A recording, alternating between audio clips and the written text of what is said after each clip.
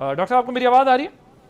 جی جی بالکل آ رہی ہے. جی ڈاکٹر صاحب، اب جو ہم دیکھ رہے ہیں کہ جو ایکسپرٹس ہیں وہ کہہ رہے ہیں کہ جو 1970 والا کرائسس تھا اس سے بڑے بحران سے خبردار کر رہے ہیں، اور ہم یہ دیکھ رہے ہیں کہ چائنا میں بھی الیکٹرانک کارز کی جو سیل ہے وہ 82% اور امریکہ میں 20% اس میں انکریز دیکھا گیا ہے. سو پاکستان کو انرجی اور فوڈ سیکیورٹی کے لیے کیا فوراً اور جو لانگ ٹرم سٹیپس ہیں وہ لینے چاہیے آپ کے خیال میں؟ کیونکہ یہ تو ایک بڑا سیریس چیلنج بننے جا رہا ہے اگر ڈیولپڈ کنٹریز کے لیے، پاورفل کنٹریز کے لیے. تو پاکستان تو آلریڈی پاکستان کی اکانومی اسٹرگل کر رہی ہے. جی دیکھیے اس وقت انتہا درجے کا پریشر بھائی ہے آگے لوگ کیا اور ایران کے اوپر، ان کی قیادت کے اوپر، دونوں کی جو لیڈرشپ ہے ان کے اوپر پریشر ہے کہ فیس سیونگ کرتے ہوئے کسی طرح دونوں میں وہ جنگ بندی کی جائے اور پرماننٹ ہو جائے. دیکھیے جنگ اس وقت کوئی 4 جنگیں وہ سملٹینیسلی چل رہی ہیں. فوجی جنگ میں کچھ پاز آیا ہوا ہے، اس کے ساتھ ساتھ معاشی جنگ اب شروع ہو گئی ہے، سیاسی جنگ ہے، اور پھر بیانیے کی جنگ ہے. اس وقت جو کور ایلیمنٹ ہے وہ مجھے نظر آ رہا ہے کہ وہ معاشی جنگ چل رہی ہے. اور جو تکلیف ہے امریکہ کے اندر، ان کے کنزیومر کو یہ ہوتی ہے کہ اگر ان کا پیٹرول پمپ میں وہ جو تیل ہے وہ $4 گیلن سے کہیں $5 پہ چلا جائے تو وہ پھر تیار ہو جاتے ہیں ریپبلکن پارٹی کے خلاف ووٹ ڈالنے کو. ایران کے اندر جو تکلیف کی نوعیت ہے وہ بڑی فرق ہے.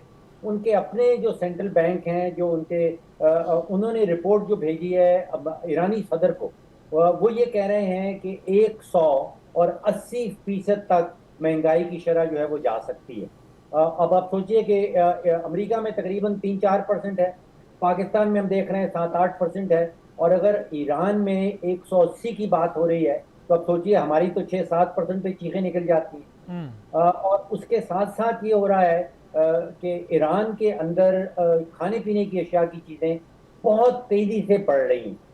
تو پریشر دونوں طرف بے تحاشا ہے. میں سمجھتا ہوں کہ جو مارکیٹ ہمیں اس وقت اشارہ دے رہی ہیں، چاہے وہ سٹاک مارکیٹ ہو، چاہے وہ فیوچرز آئل کی مارکیٹ ہو، وہ یہ کہہ رہی ہے کہ یہ معاملہ زیادہ دیر تک چلنے والا نہیں ہے.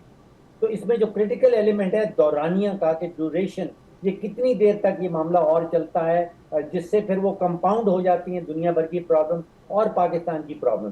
اس وقت مارکیٹ یہ کہہ رہی ہیں کہ یہ زیادہ لمبا نہیں چلے گا. اوکے، سو پاکستان کی فوڈ سیکیورٹی، پاکستان کی فوڈ باسکٹ جو ہے، انرجی جو ہے، اس کا کیا بنے گا؟ یہ انرجی تو we are directly connected to the international market, لیکن اگر مجھے اجازت دیں تو تھوڑی سی پوسٹ وار کی اگر بات کر لیں اور وہاں پہ انرجی کو اندر لیں.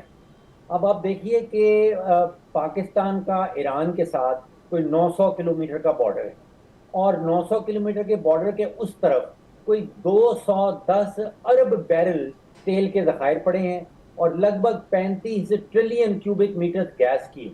تو آپ سوچیے دنیا کا دوسرا یا تیسرا بڑا ریزروائر ہے گیس کا اور تیل کا جو پاکستان کے بارڈر کے اس پار ہے. اب جب جنگ ختم ہو جاتی ہے، اور انسانی تاریخ میں آپ نے دیکھا ہے کہ کوئی بھی جنگ جو انڈیفینٹ نہیں چلتی، تو اس کے بعد پاکستان کے لیے جو مواقع سامنے آنے والے ہیں، جب سینکشنز ختم ہو جائیں گی تو آپ سوچئے کہ صرف ٹرانزٹ فی کی مد میں مجھے نظر آ رہا ہے کہ اگر پائپ لائنز بنتی ہیں، پاکستان کے تھرو گزرتی ہیں، بھارت جاتی ہیں، چین جاتی ہیں، تو لگ بھگ $5-6-7 بلین کی صرف ٹرانزٹ فی جو ہے وہ اس سے اکٹھی کی جا سکتی ہے. پاکستان کو اپنی سستی گیس، سستا تیل تو الگ سے، transit fee can be on top of that. تو یہ جنگ کے بعد پوسٹ وار سینیریو جو ہے انرجی کے حوالے سے مجھے پاکستان کا بہت برائٹ نظر آتا ہے. رائٹ، ٹھیک ہے. ایڈمرل صاحب، اس بات کا کتنا چانس ہے کہ یہ اس تعطل کے دوران کوئی ایک پارٹی جو ہے وہ مس کیلکولیٹ کر جائے اور ایگریسو ہو جائے اور جنگ بندی جو ہوئی بھی ہے اس کو نقصان پہنچا سکے؟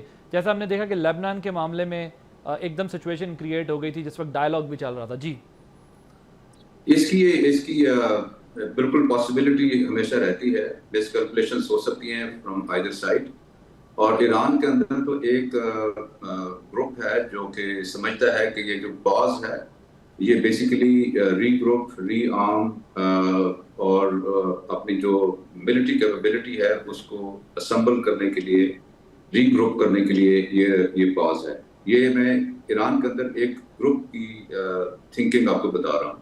تو یہ تو ایک خطرہ موجود ہے قسم کی سچویشن ہے، جبکہ آلدو سیز فائر ہو چکی ہے لیکن دونوں اطراف سے سیز فائر کی وائلیشنز بھی ہو رہی ہیں ان پیرالل.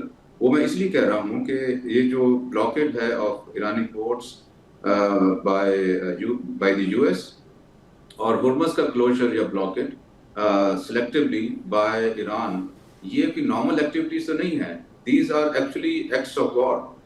اگر وہ اس طریقے سے یہ کر رہے ہیں تو اسی عرصے میں آپ نے یہ بھی دیکھا ہے کہ یو ایس کی جو نیول فورسز ہیں وہ یہاں پہ اس ریجن میں اسمبل ہو رہی ہیں اور اس کے اندر اس کی اسٹرینتھ میں اضافہ کیا جا رہا ہے.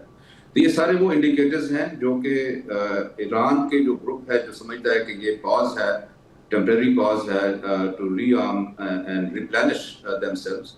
تو یہ اس میں کچھ پھر ان کو حقیقت نظر آتی ہے. جب اتنی زیادہ ملٹری پاور ایک جگہ پہ اسمبلڈ ہو تو آف کورس پھر وہ کسی پرپز کے لیے ہوتی ہے. آف کورس جیسے میں نے پہلے کہا کہ ہو سکتا ہے یہ ڈرانے دھمکانے کے لیے ہو، ڈیورس کے لیے ہو، یہ بھی ہے. لیکن اسی پروسیس میں دونوں سائڈ سے کسی بھی موومنٹ کو، کسی بھی ایکٹیویٹی کو مس ریڈ کر کے کوئی ایک ملٹری ایکشن بھی ہو سکتا ہے which has the potential to further escalate. تو اس لیے میرا خیال ہے ضروری یہ بات ہے کہ دونوں سائڈز میں یہ چیز ان کو انڈرسٹینڈ کرنے کی ضرورت ہے. کیونکہ دیکھیں دو تین چیزیں اس میں بڑی امپورٹنٹ ہیں، جس طرح ابھی آپ بھی بات کر رہے ہیں کہ ایک تو ظاہر ان کا ڈی سینٹرلائز سسٹم ہے، کوئی ایک گروپ بھی اگر کچھ کر جائے تو وہ سارا کا سارا سسٹم ٹھپل ہو جاتا ہے، لائک اس میں انٹرپشن ہو جاتی ہے. اب مگر ایک چیز جو ہے وہ بھی اب جیسے یہ سائبر وارفیئر پہ ہم بہت زیادہ بات کرتے ہیں، کوئی سائبر اٹیک ہو جائے تو وہ بھی کانفیڈنس کو شیٹر کر سکتا ہے بٹوین دیز پارٹیز. تو بڑی انٹرسٹنگ اس وقت سچویشن ہے. ڈاکٹر صاحب اگر آپ مجھے یہ بتائیں کہ جو دنیا کے ہم ڈیفینس بجٹ دیکھ رہے ہیں، جو انٹرنیشنل ایک انسٹیٹیوشن ہے سپری، اس کے اکارڈنگ ٹو دیم کہ 2025 میں دنیا کا جو ڈیفینس بجٹ ہے وہ $2.9 ٹریلین پر ہے، جو دنیا کی جی ڈی پی کا 2.5% بنتا ہے، اور یہ 2009 کے بعد سب سے زیادہ بڑا بجٹ ہے، جس میں تقریباً 5 کنٹریز امریکہ، چائنا، روس، انڈیا اور جرمنی نے اس ٹوٹل بجٹ کا جو ہے 58% یوز کیا ہے. سو اکنامک کرائسس کے دوران جو ڈیولپنگ کنٹریز ہیں ان کے لیے کتنا بڑا چیلنج ہے، کیونکہ دفاع ایک ناگزیر عمل ہے، ضرورت ہے، اور دوسری طرف اس طرح کا انوائرمنٹ ہو کہ آپ جو ہے وہ اتنا بڑا نمبر آپ کے سامنے 58% استعمال ہوا ہو بجٹ ان بڑے بڑے ملکوں کی طرف سے defence budget. So how do you see this situation? جی دیکھیے، جو امریکہ کی نیشنل سیکیورٹی اسٹریٹجی سامنے آئی ہے اس میں وہ کہہ رہے ہیں کہ اب وہ برڈن شیئرنگ کی طرف جا رہے ہیں، جس کا مطلب یہ ہے کہ نیٹو کے اندر سب جو ممالک نیٹو کے ممبران ہیں ان سے کہا جائے گا کہ وہ اپنا ڈیفینس کا بجٹ بڑھائیں. جو گلف کنٹریز ہیں انہوں نے اس جنگ کے دوران جو دیکھا ہے، جو گیپس ان کو نظر آئے ہیں، ان گیپس کو فل کرنے کے لیے میں سمجھتا ہوں کہ وہاں پہ بھی جو ہے وہ ڈیفینس بجٹ جو ہے وہ بڑھایا جائے گا. پاکستان کے حوالے سے مجھے یہاں پہ ایک اور ونڈو آف اپرچونٹی نظر آتی ہے. اگر پرائمری سیکیورٹی پرووائڈر جو ہے اس خطے کا وہ برڈن شیئرنگ کی طرف جا رہا ہے، وہ اس خطے سے نکل رہا ہے، تو پاکستان کو ایک وہ سیکنڈری سیکیورٹی پرووائڈر جو ہے اس کی جگہ بنتی نظر آ رہی ہے. اور ہماری کنٹریبیوشن چاہے وہ آرمامنٹ کے حوالے سے ہو، چاہے وہ سروسز کے حوالے سے ہو، چاہے وہ ٹریننگ کے حوالے سے ہو، ان کی ڈیمانڈ مجھے بڑی تیزی سے بڑھتی ہوئی نظر آ رہی ہے گلف کنٹریز میں. جی گلف کنٹریز کے حوالے سے. اوکے بریف کامنٹ ایڈمرل صاحب، آپ بھی اگر اس ایشو پر کر دیں. یہ دیکھیے، میں فلی اگری کرتا ہوں جو بھی کہا گیا، لیکن اس میں ایک چیز ہمیں سمجھنے کی ضرورت ہے کہ اس پورے ریجن میں ایک سیکیورٹی آرکیٹیکچر تو پہلے سے موجود تھا، لیکن ہم نے دیکھا کہ اس جنگ کے دوران اس نے اس طریقے سے پرفارم نہیں کیا جتنی اس سے توقع تھی. دیٹ مینس کہ وہاں پہ اس سیکیورٹی آرکیٹیکچر میں کچھ بہتری لانے کی ضرورت ہے، اس کو تبدیل کرنے کی ضرورت ہے.